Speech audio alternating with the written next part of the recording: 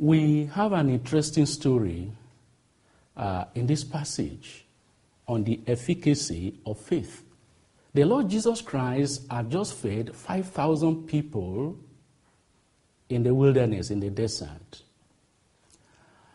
And then he commanded his disciples to go ahead of him in a ship to the other side, while he dismissed the multitude. And then our Lord Jesus Christ went to go and pray. What does that teach us? The secret of the success of the Lord Jesus Christ was because of his prayer. He prayed all the time. He was always alone with the Father before he comes for the miracle, before he comes for the crusade, before he comes for the revival.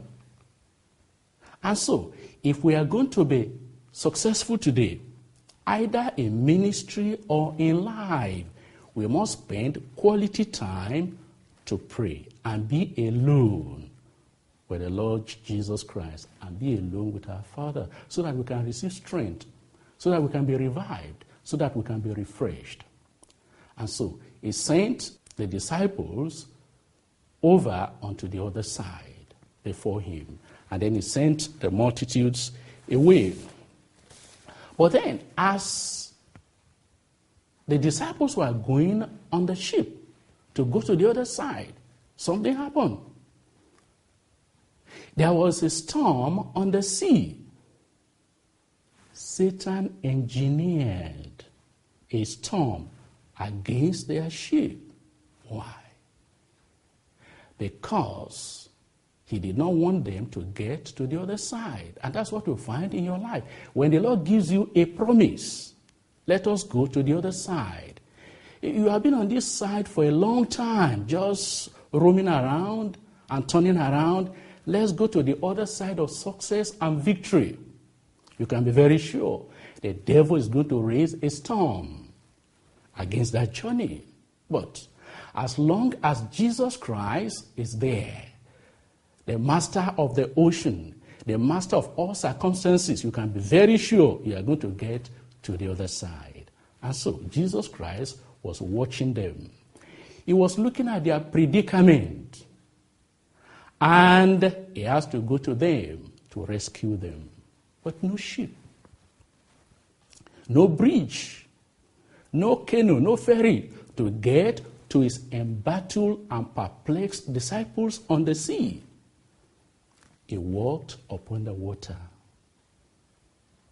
And then, as the disciples saw him coming, 4 of them at least were fishermen, accomplished fishermen, veteran fishermen. Their fathers were fishermen, grandfathers fishermen. They have never seen something like that before. They are used to the sea. But their father and their grandfathers never told them something like that ever happened. That somebody walked upon the sea. And superstition and tradition would not allow them to believe.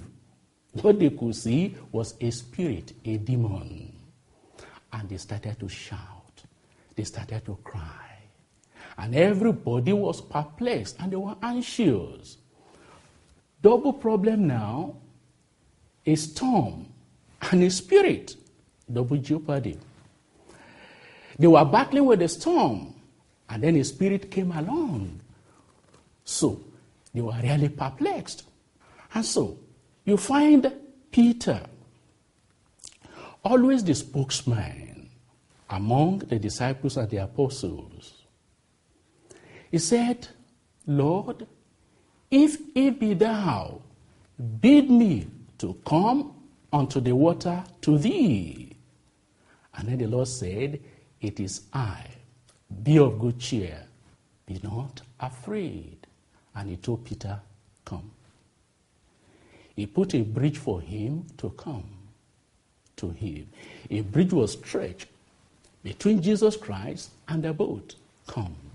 And Peter stepped confidently out of the boat onto the water to walk to the Lord Jesus Christ.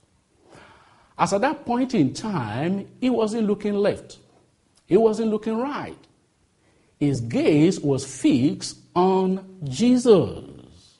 Then, momentarily, he looked away from the Lord Jesus Christ. What happened? He started to sink. He started to sink, and then he cried out. And the Lord Jesus Christ caught him and brought him out of the water.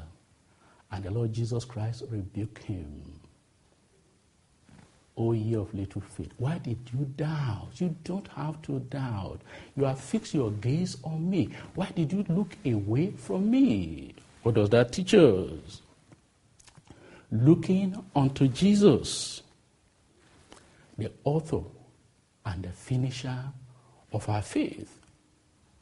When we look on Jesus, we perform the impossible.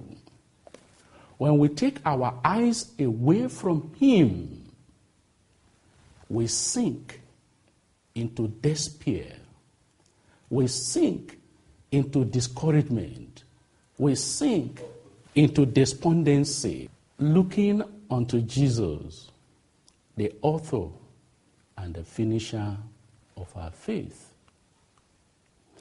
Peter looked away from Jesus and he started to sink into the water. When you take your eyes away from Jesus, you will sink more into your problems, into your trials.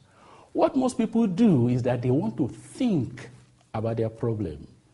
They want to reason out their problem. But what they need to do is to have faith in the Lord Jesus Christ, looking unto him, believing him, absolutely trusting in him, that with him all things are possible. But when you start to entertain doubts, alternatives, then you start to sink more into discouragement, into despondency, into despair. And that's exactly what happened to Peter. He started to sink inside the water, but thank God, Jesus Christ was always around.